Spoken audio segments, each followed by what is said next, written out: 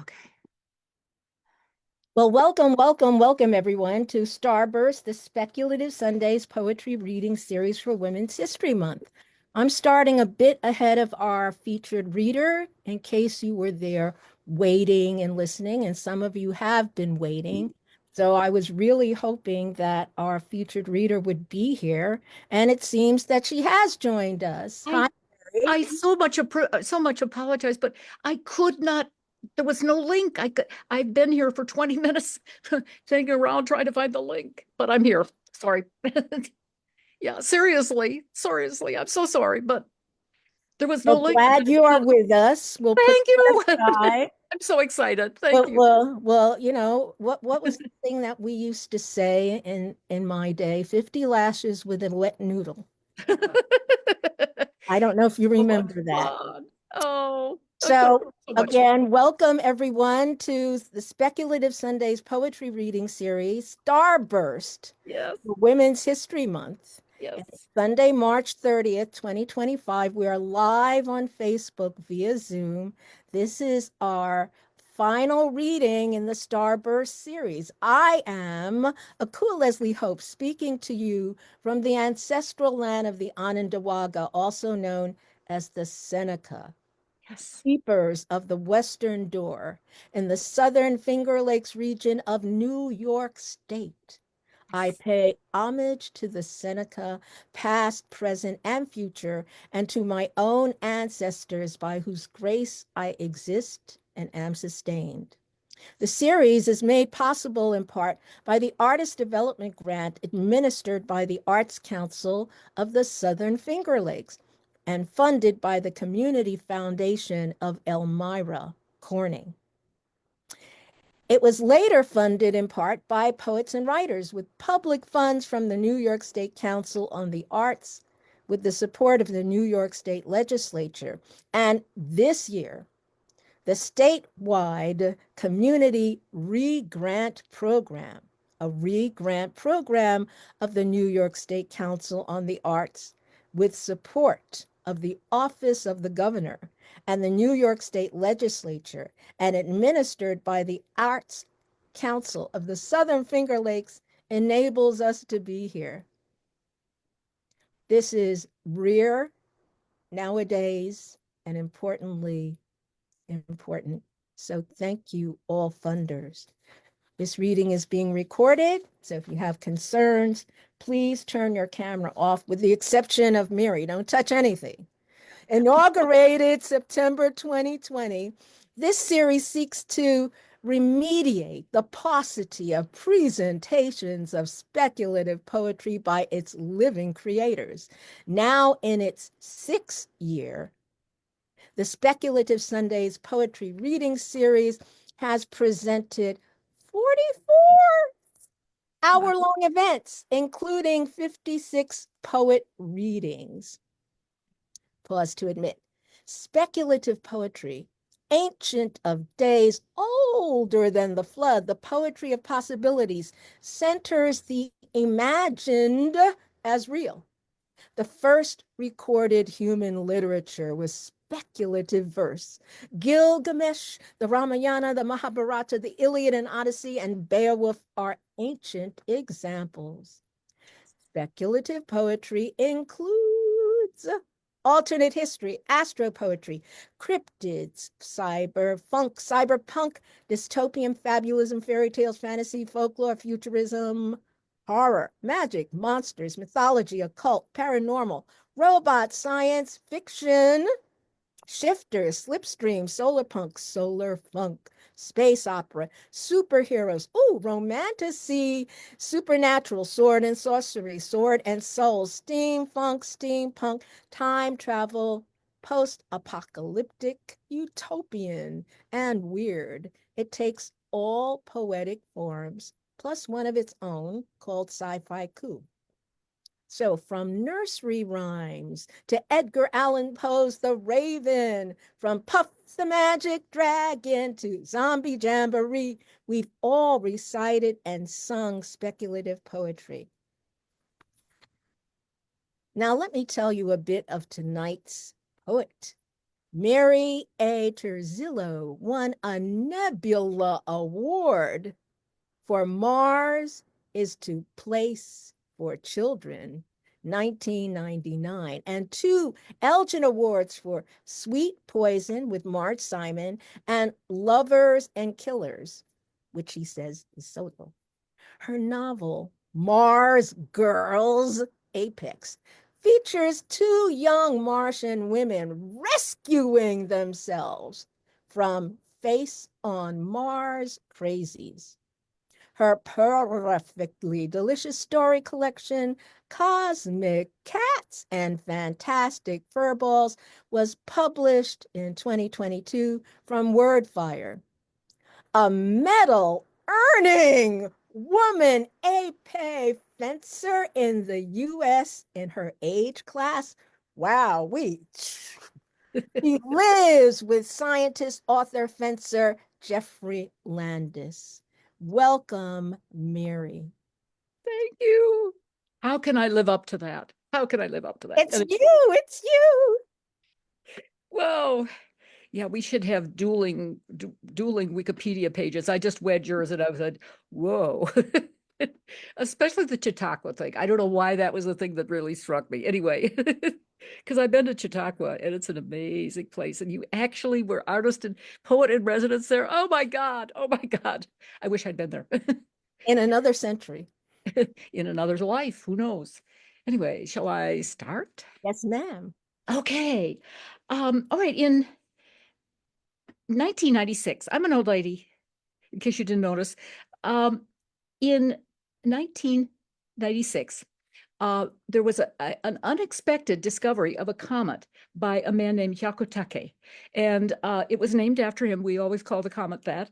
And I was living in Warren, Ohio, which is pretty dark. It's not, the sky isn't completely lit up like Cleveland. And so I would go out just when it started getting dark, and I'd drive north furiously and find a place that was really dark in a farmer's back, near a farmer's road or something like that. And just it spread out across the heaven. It was just like, it's just like a picture of a comet, like they really do look like that. And I hope people here get a chance to see that because it was amazing. It just look up and it was like, ah. So I had to write a poem. This was in Asimov's. Epithalamion. You pull me out of the darkness, son of morning, and I warm to your regard. It is a long journey out of the cold which bunches me into a fist. You are only the brightest star of many for a long time. Then you are the star of my fence, of my centering. I grow hair, my volatiles warm. You draw me, and I yearn toward you like an eager virgin. Flying, flying. A glint on one of your retinue gives me his name, Hyakutake. I do not know this. I do not regard small devices of carbon. My hair grows. I am your queen. My love for you is measured in miles per second. It's been a long time, love.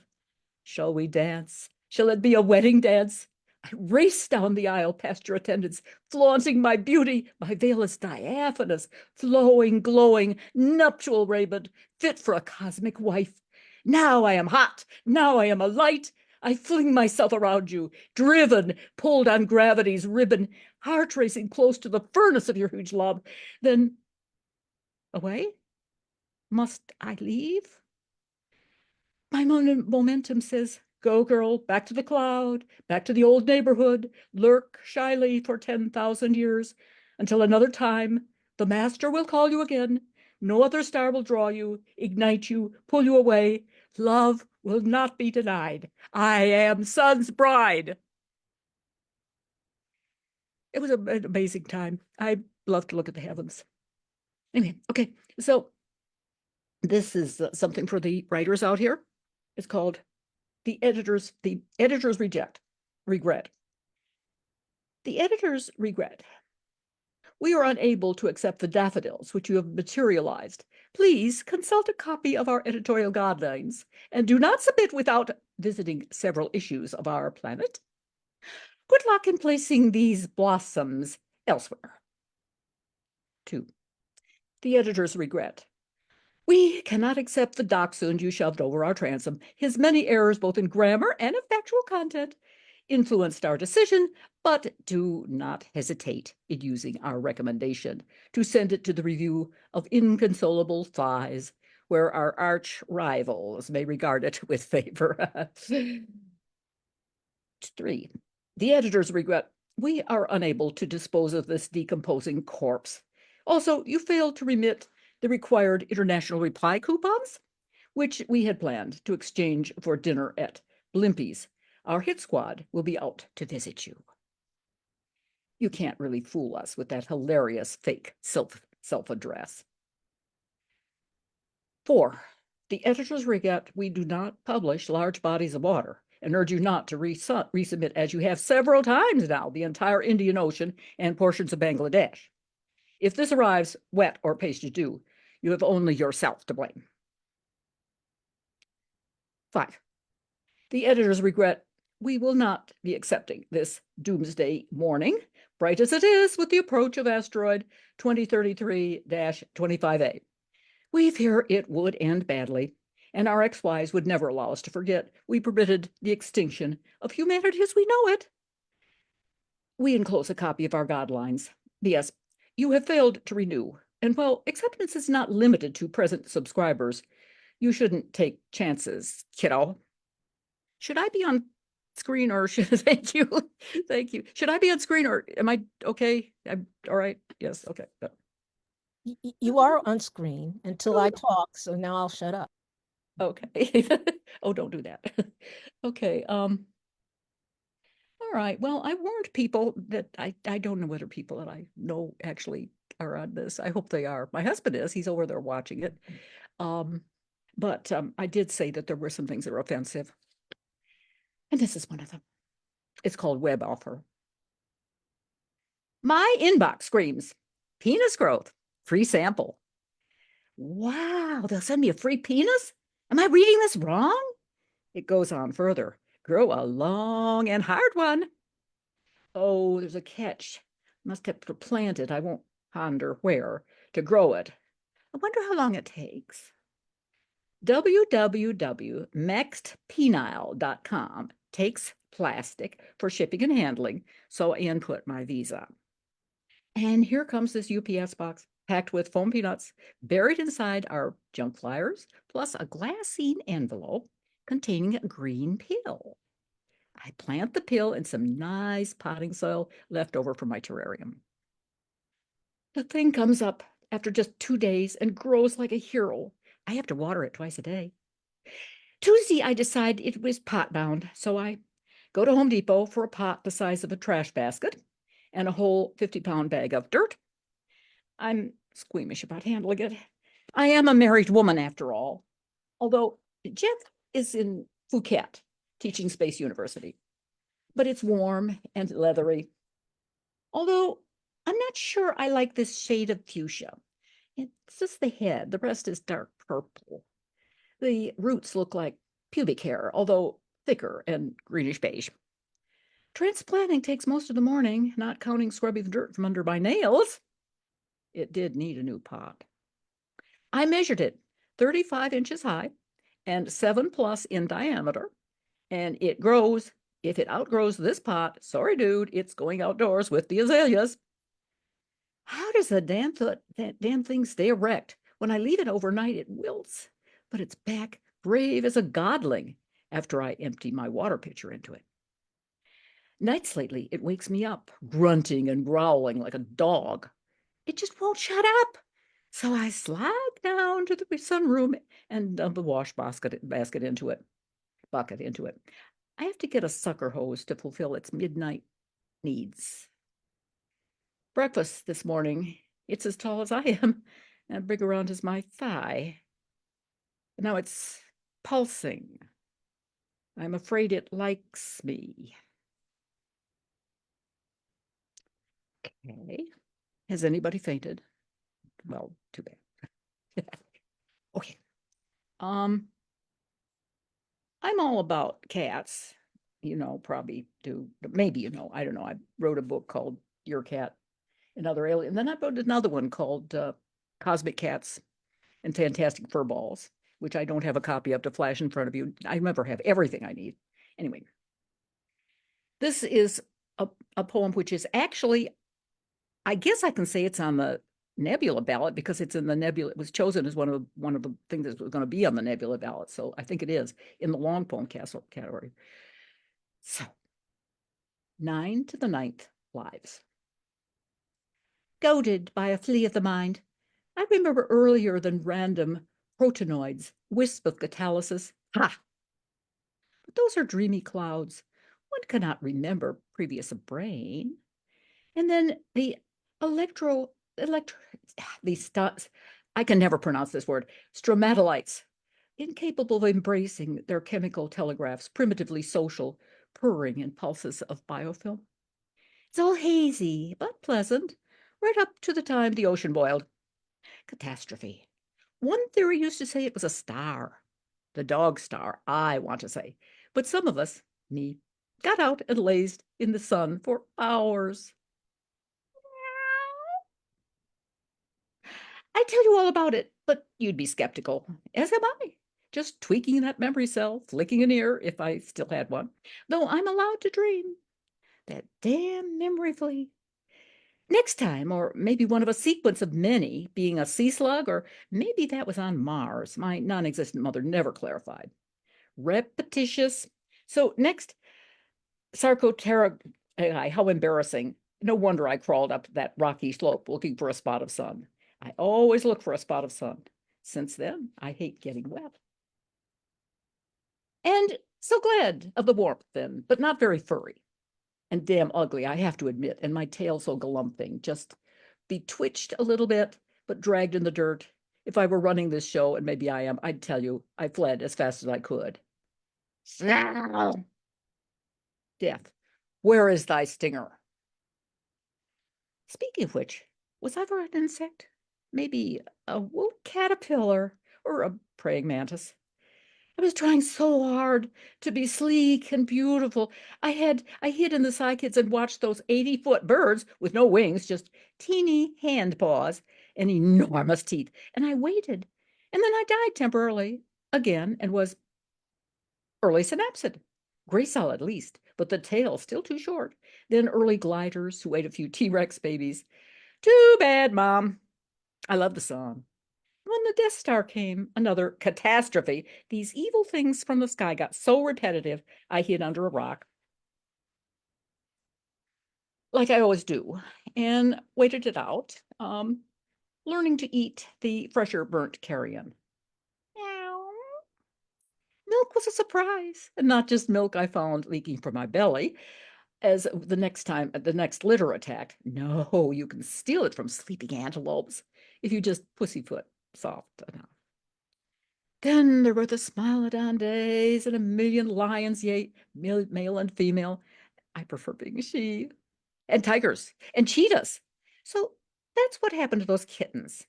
I really should use protection. But it's nice to have lots of grands to the 99th power.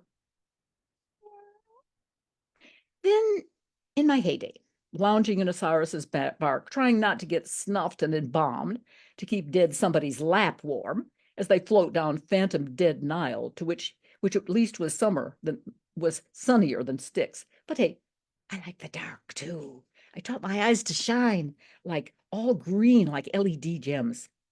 Then to another holy land. And I licked up the blood he made out of that great Primitivo. The apostles liked the Primitivo better, though of course they were very honored being allowed to vampire it up. And I just licked the neck of the bottle. It was pretty good for god blood, which is exactly like human, or really just like the mouse whose neck I just broke. And I was so inspired that I lay down on the floor under Peter's feet while he whined about eternal love and had my kittens. And one of them ran away and became me. Meow. I lost track of it almost at once. And maybe it became a philonaut commissioned by the Recherche de la Médecine Aéronautique. Phyllisette and her clouder. Holes drilled in their purry brains, as if you guys couldn't figure out exactly what we thought of zero G. Meow. But life goes on. Dead me becomes live me again and again. You thought Schrodinger's furball actually died. Well, he did, but he always pads out of that box alive. At least the first 999 times. Can our race go extinct? I doubt. Think Robopus made of rubberized plastic, upholstered in fur from the novelty section at Joanne Fabric. No, that didn't last. It was steel next, like a potbelly windup. Then I was diamond. Then electrons ripped from their nuclei bounced along, talking to each other, synapse to synapse. But with the sun exploding like that, it just didn't quite last. So then, pure idea? How did that work? Don't ask me. I didn't invent this whole scene. Or did I? I liked to laze in the sun. No, I mean inside the sun. Dog star, take that. Cycle on cycle, if this goes on. But I always find stuff to chase. Zombies don't scare regenerate me. And so it gets cold and everything gets eaten. Singularities, except me. Because I'm too sneaky. I figure I'll wait outside. Black hole, black mousey. And I wait because universes get born in powers of 9.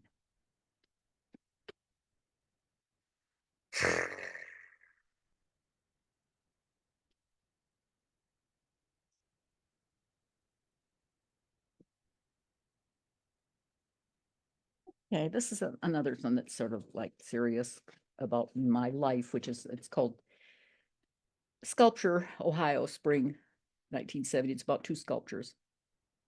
And I don't know, this is history. I don't know whether you'll recognize this or not, but maybe you will. Because this is truth. This is what actually happened. March 23rd, late enough to be the 24th. A mile away, I heard the boom. Called the cops to find out what happened.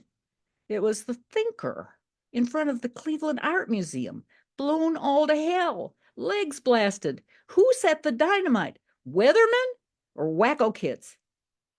Bronze doesn't talk.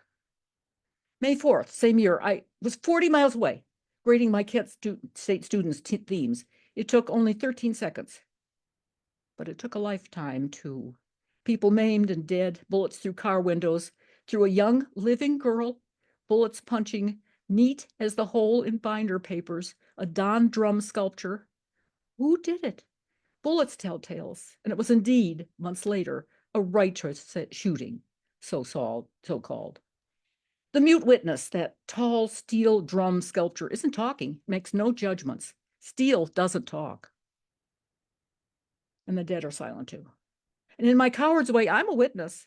I wasn't on campus. I only recoiled as to these sculptures, Rodin and Drum, of thinking man on abstract tower. Bronze doesn't breathe, and steel is mute. It was a spring of another American Revolution. Alumni bear scars nobody sees. We look daily on the remnants because we can see, we breathe, we mourn. Bronze weeps verdigris. Sculptures are a record, and steel bleeds rust. And I think that's a good poem for today, or every day this week, or every day this month. Okay. But there's still pleasure in life, and this is for my son. This is whatever. Yeah, the hunters, mothers. Okay. No, I'll do this one. We made poetry. All afternoon we made poetry. Metaphors sparked between our thighs. You stood me against a wall and allegorized me. Hyperbole ran down our legs and pooled in our socks. The air was sticky with imagery. And when the phone rang, we knocked it off the hook because we were in the middle of a sestina.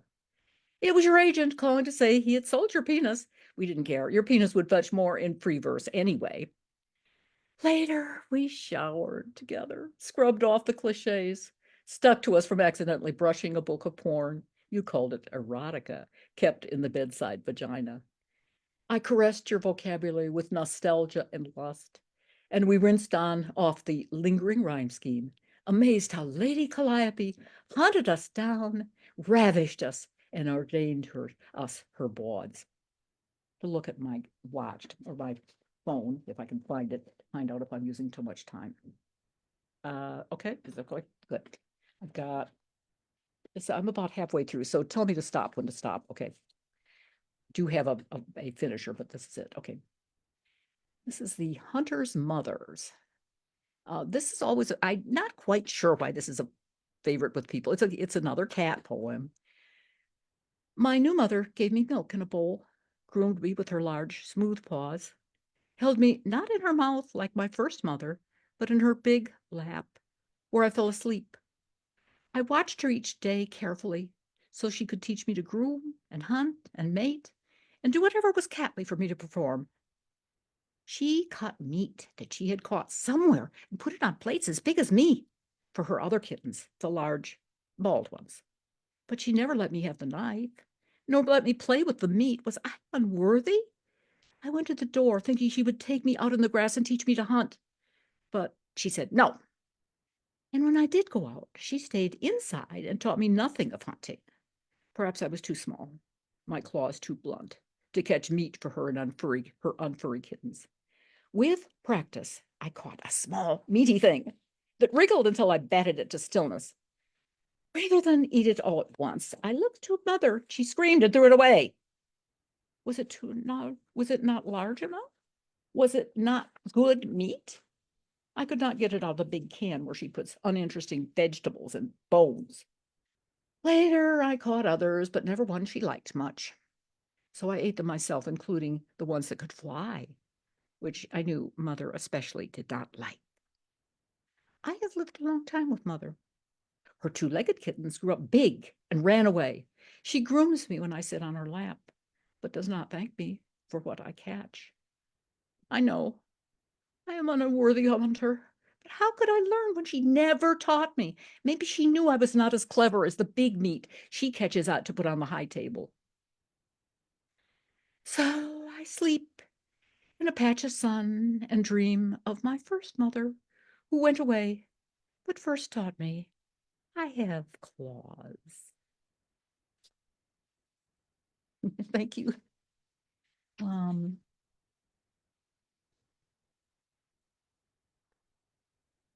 Track of things here. Okay, here we go. Okay, this is one of those poems that I can never submit in print form because it's copyright stuff, you know. In the family way. R2D2 told me he was pregnant. Oh, I said, who's the father? I don't know, he said. I think it was a flamingo. Yeah, he was a yard flamingo. And he said he'd be back after his next yard sale. Soon R2 went into labor. We took him to the nearest Apple store, and after many long hours, he gave birth to a darling miniature Coke machine. The Coke machine rattled and rumbled, flashing lights and saying, "Empty, please select another product."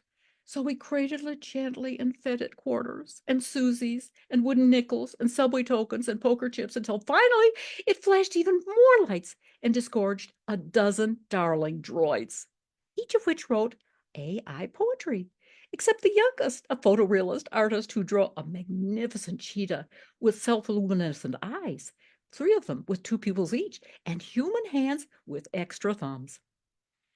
This nativity story ends sadly because R2 was not a good mother. She met a Saturn V nose cone who took her to places she'd only dreamed of. But it's okay, because her sweet Coke machine baby grew up to be the ancestor of a long line of pink clockwork armadillos, plus, as you know, the only Keurig machine ever to run for the US presidency. This one, Jeff and I spent a lot of time staring at the sky. It's what you probably would expect of me, wouldn't you? Husband, be glad. Come, my husband, be glad. Throw off thoughts of slow decline, parting and death. We are true stars that fade slowly, swallowed by the bloom of summer dawn, and not meteors that flare and wink out. Look, look, here is the great bear, here the ember of Mars, and here the jewels of the goddess flowing like cream across the sky. Why should we not be immortals, if not for always, at least for tonight? Here is the sky and the rising wind come to make us legend among those who love us. There will be more, there will be more. There will be October nights with the searing eye of Jupiter burning down on us. And if you would be rash, like the blaze of star-burned rocks that fall into our sky, let us ride our fierce lives like fire-driven gods.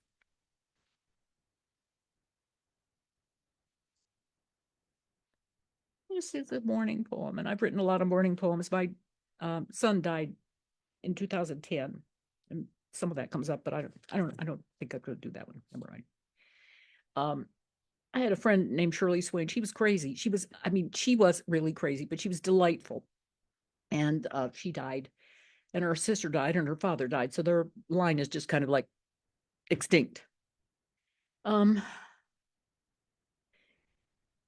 to Enceladus. My dear Shirley, now that we are moving to Enceladus, I regret that we never visited the Victorian Perambulator Museum in Jefferson, Ohio, which is actually a real museum, by the way, nor the Tuba Hall of Fame in Acoma, Michigan, which is also a real place. I'm leaving behind my tapes of chicken soup for the undead soul, which you may use for your convenience or donate to the Society for Photosynthesizing Cats. Remember in my absence the extreme whiteness of that one Saturnian moon, and how an entire collection of action figures from the musical of Titus Andronicus can go missing if you don't watch the fissures in our own neighbor planet's ice cap. I will write to you, and a special automaton with cat-like whiskers will jump kick my electrons embedded in death's head orchid petals all the way to your pillow. I apologize for mentioning death, Shirley, since you have inadvertently forgotten to remain alive, and as the last and most whimsical of your race, have abandoned me to my petty vices and downbeat thrift. I'm not alone with weeping, and I am not done with weeping. There is only one leave taking, and I do it every time. Any moon, anywhere, rises in any sky. That was eventually in Stonetelling, I guess. Okay, well, here's another sad poem. Quoting Wikipedia, November 22nd, 2014.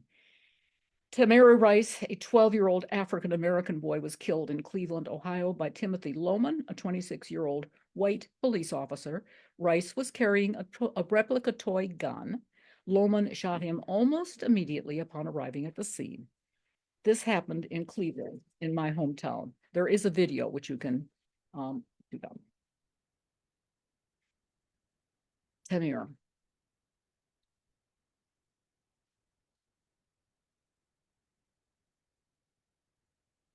I already did this one? Oh, sorry. He says I did that before. Never mind. No, you didn't. Not now. Geoffrey, No, you did not. I think I didn't. I think maybe he remembers. You know what? I was reading it. Sorry. I think I was reading it before I was practicing it. Okay, good. I was practicing. Okay.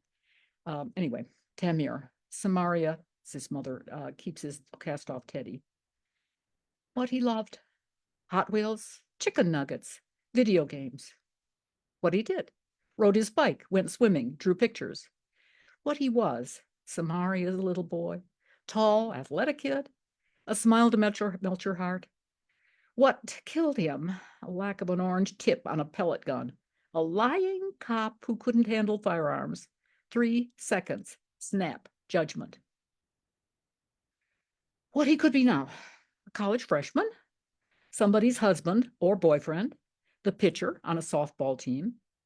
What he might have become: a business owner, a congressman, an astronaut. But in seconds, that was over. He looked too old. He was too tall, too black. If I kneel, please excuse me, or please join me. I love Cleveland, but it has its moments. Let's turn to another city, and we're all about speculative. So, and this is cats too, and you know, cats are real speculative. This is called Fushimi Inari, which is a place.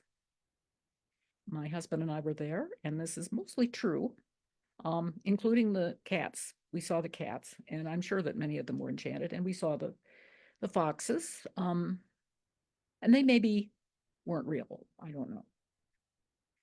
I am delighted, Inari Kitsuna, at the path up the mountain, 10,000 gates, and your lovely wicked smile, the gay teeth of your foxes, bowls of Inari sushi, and bland brawl, scent of lavender and forest mold, and the cats of your shrines.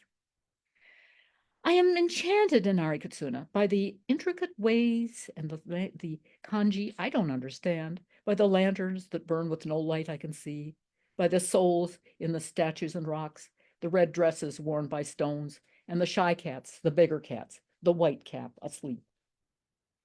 I am bewildered, Kitsuna Isari, by the splitting of paths and the staircases, by sundown and sculptures of foxes, stone foxes will not eat us, we are assured, sculptures of you as a fox, goddess of harvest and not of blood, though the red cloth spills down your breast. I am lost, Inari Kitsuna.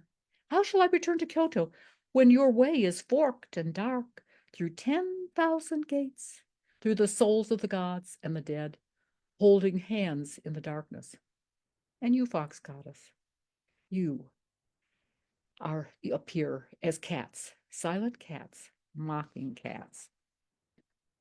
I have, I've got 3 more poems. Have I got time for, how many? I've got, I don't know, this is probably about 3 minutes. Is that, well, 4 minutes. Is that going to be okay? All right. Well, tell me when to stop. Well, tell me a few minutes. Okay. Did that. So Jeff and I were the tag team at the end of Clarion 2001. And somehow or other, we gave everybody a challenge, which was to write a poem, and they gave us the form and they gave us a topic. And of course, Jeff and I did it too. So, and I got plague, and my form was rap. So anyway, here we go. Plague bros. Me and my bros here to testify. We going to tell you humans, and here's the reason why. Your looks, you fools done overpopulate the motherfucking earth. Not enough death and too much birth. Getting around in 747s. Bestest way to get sent to heavens. Because the guy next to you might have the flu, or maybe Q fever instead of portals for you. Global economy. Dudes playing hide the salami. Don't take no swami to tell you we do the DNA origami. When it come to snuff shows, we the pros. Here's my bros. Straight from Zaire to downtown Pensacola. Diet won't cure it. Vancomycin don't deter it, no matter how you stir it. Those bats, they chauffeur it. Tain't like halitosis or arteriosclerosis. I already told you. It's the plague Ayatollah, my man Ebola. Creutzfeldt Jacobs, he's my main squeeze. Stand alongside that mad cow disease. Then there's the scrappy that makes sheep feel crappy, and scrappy makes it snappy. To mutate, get a cut rate on the death rate, and make us plague boys happy. And here's some wax. If your security is lax, worse than income tax, you got to axe is anthrax max. Me and my bros, we landed in town, and what the fuck was going down? Explanation, sequestrations, sterilizations, no fraternization, radiation, anti-vaccination, quarantine, Bactine, antihistamine, beta-carotene, caffeine, chlorine. Come clean. Won't help. Don't yelp. Virus replication is the name of the game, and the game is the same. It's in vain, cause your brain gonna explode with virus. Yeah, virus. You gotta hire us, can't fire us. You sure don't inspire us, so we'll up and give you the hantavirus. First thing we landed in Cleveland, this sleaze man introduced us to this hole. She give us the city, feet of the city. She pretty, but had hepatitis A, B, C, and D. They kind of shitty, and she got it, so you caught it. Don't get neurotic. Your fault, you caught it. Hey, look at them boo-boos. The way it goes, and on your nose and your toes. And you out of lucker, you stupid motherfucker. I want to be vague. It's a bubonic plague. Scrap swampy area far north is Bulgaria. Don't get all hysteria. We might have to bury you because them hydroquinons, they don't work on the new kinds of my bro malaria. Cholera, he follow you. Botulism want here inherit hisn. Encephalitis give you the quietus. Salmonella, hey, he be your fella. Alongside that anti-vax king bean, rubella. Gulf War disease. Don't bother, beg, please. Exploding chicken, give us the CD, a licking. West Nile virus. Hey, don't jive us. Encephalitis, meningitis, raccoon bitus, meet Saint Vitus. My horses and me, we see you round. And when you do, you going down. That, believe it or not, that was written way before COVID. But the things in it that still resonate anyway. Okay, well, almost. Okay, I have 3 more. It's okay? One more, okay. Well,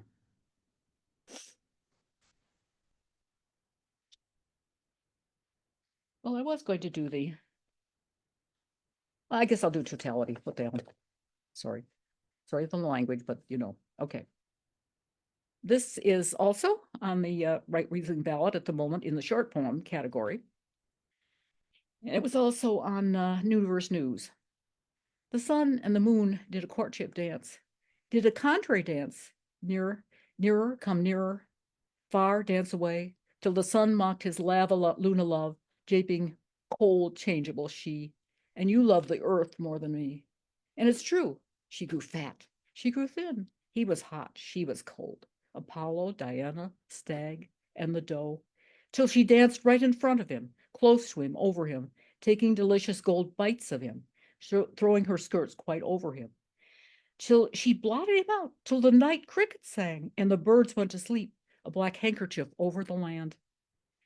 She punched a hole in the sky when her lover had been, and left a necklace of fire, a sparkle of beads, a diamond ring, for a minute or two, the lover's bright band, and the dusk bridal veil. Dark covered light, cold, kissed the gold. The ring hung a promise, a wedding of midnight and fire. And that was basically what happened to us in Cleveland. We went over to Cleveland Heights with about 20 other people, friends of ours, and it was very inspirational. I had 2 more, but yes. Unless you want to give me permission, but Well, I did want to enable people to ask you a question and have you just talk about your work, and we've only got 13 minutes left. Oh my goodness, I'm sorry. Well, no, I'm not sorry. I had fun. Anyway, so go. So, okay, let me start by saying, let me do this. Okay. Thank you, Mary. That was wonderful. That was exciting. I'm feeling like I cut you off, but we're running out of time. And there was some lively, couple of lovely comments in the chat, and I wanted to make you available to people asking questions and hearing you talk about the work we got to hear. And I'll start by asking you a question. When did you start writing poetry? How did you begin? I was 6 years old. It was a stupid little poem, but I still have it. I mean, well, I guess it was a stupid little poem. It was a poem like a 6-year-old writes about birds. Don't insult 6-year-old Mary. I'm going to defend 6-year-old Mary. There was a 6-year-old who I will never say that the endeavor was not worth it, because look at where we are now. So, right? Yes, indeed. So you started at 6 and you never stopped? Not really. No, I also write fiction and stuff and scholarly articles, which paid well. They kept me in teaching. So when did you start writing speculative poetry? That's a hard question, and I don't actually remember. My first poetry was I don't know, things about my dentist's kid that was in the office when he was the laboratory when he was working on my teeth, and I thought, well, that's weird. It didn't seem that weird. Kids are probably ancient by now. That's not speculative though. Um, I don't know.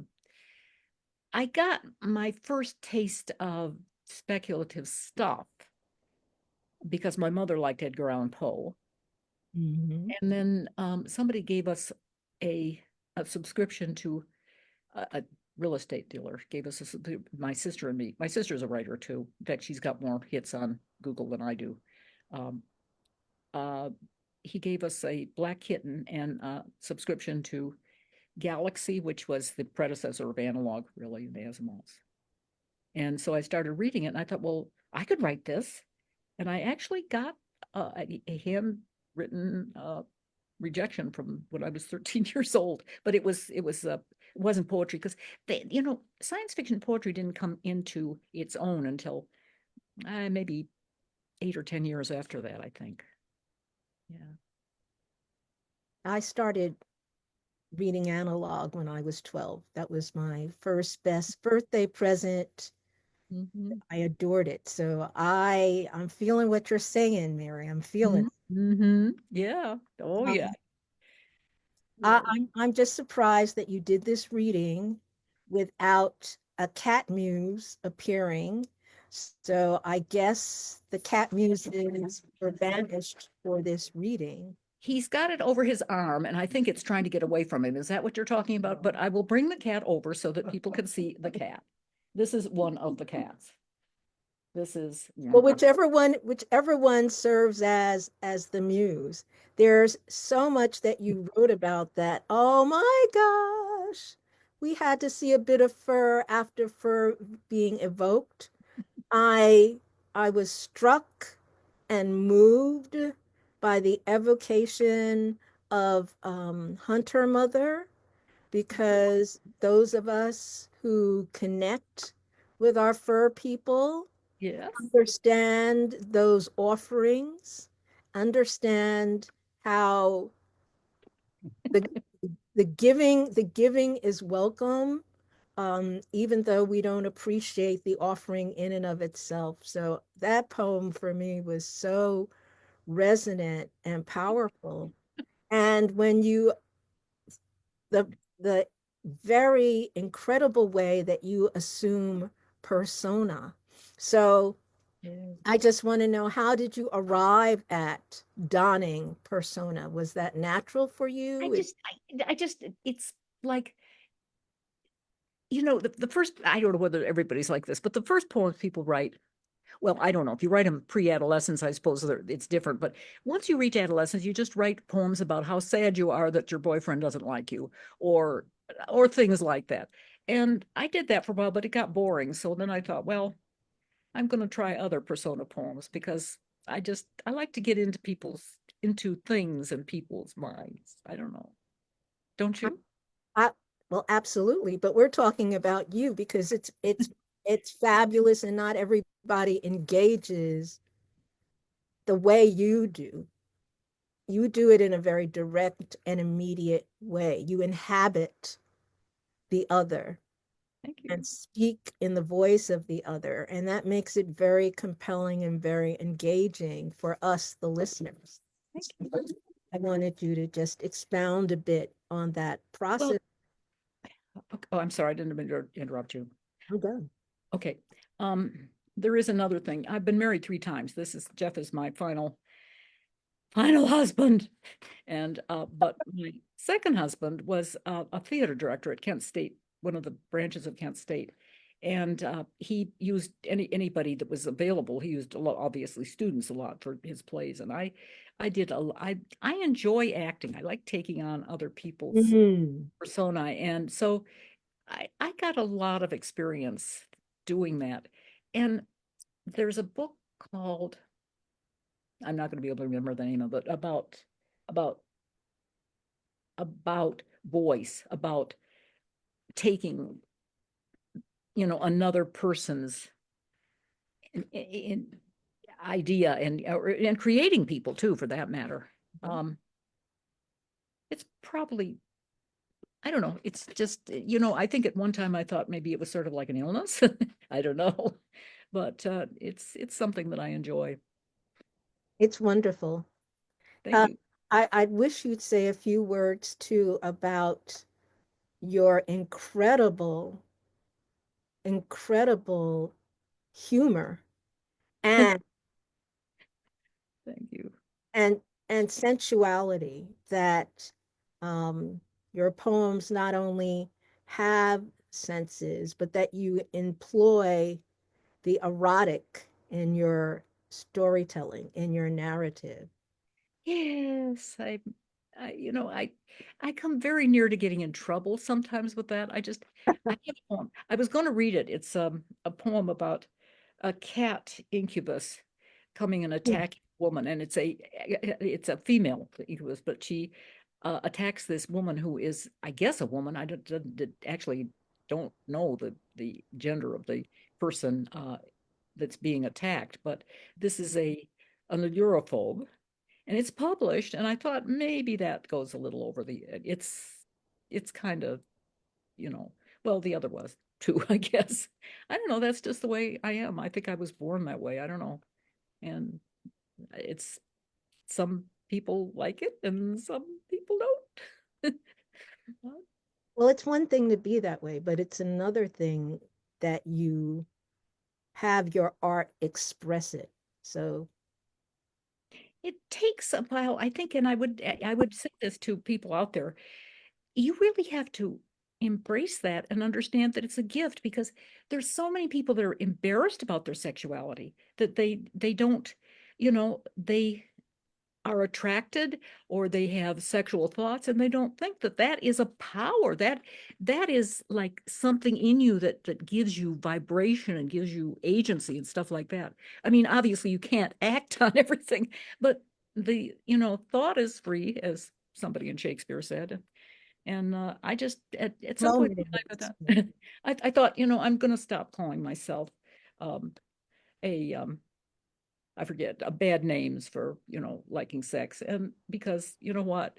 It's there and it's nice and it's a good thing. It's energy.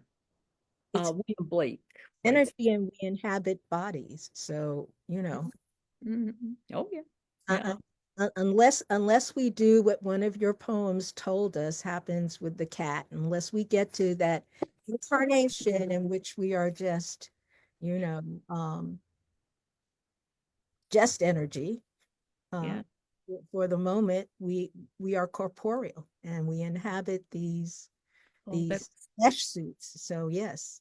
that Um, is so true. I love that. I love the way you said that. Whoa. well, I love the way you said so many things. I envy your humor. Thank you. Would you talk a bit about the use of humor in your poetry? Um, my one of my earliest memories of people noticing that is somebody saying, my one of my parents, one of by I say parents, my extended older family, saying something like, "She's always funny, isn't she?" And I just was unaware of it. It's like, yeah, I guess, I don't know, I just see incongruities, and incongruities that tell us about ourselves, and I don't Mm. know, I don't even know something's funny until I've finished it.